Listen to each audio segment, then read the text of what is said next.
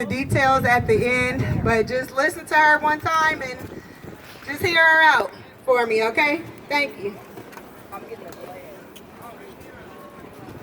Hello, everybody. My name is Trinese, and I have a lot of experience with gun violence. My grandmother was murdered in Oakland about 30 years ago in the Oakland Hills.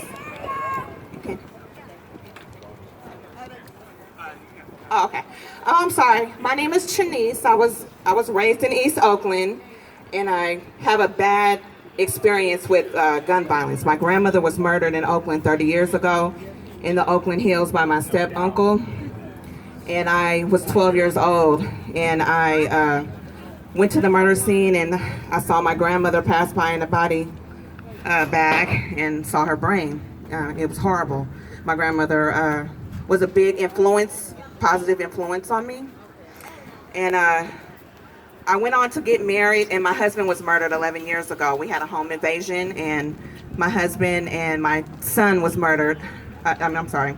My husband was murdered, and my son was shot, but he lived. And two other people were shot as well, and they survived. And I was a nurse to all of them in my own house. And my children watched their father die. I have 4 kids, and two of my kids, two of my sons, have been shot twice each, but they both lived. I was a widow when I was 30 years old, and I went ahead. 6 years ago, my sister got breast cancer, and the last 5 years ago, I got breast cancer, and every year I got breast cancer. And 2 weeks ago, I got diagnosed with breast cancer for the 5th time. The gun violence played a big part in stress because I was a single mom.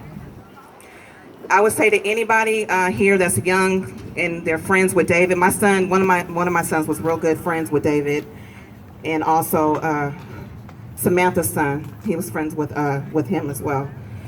Gun violence is no joke, coming from a mother that was a widow. I just want to say to all young people, try to talk it out instead of fight it out or gun it out.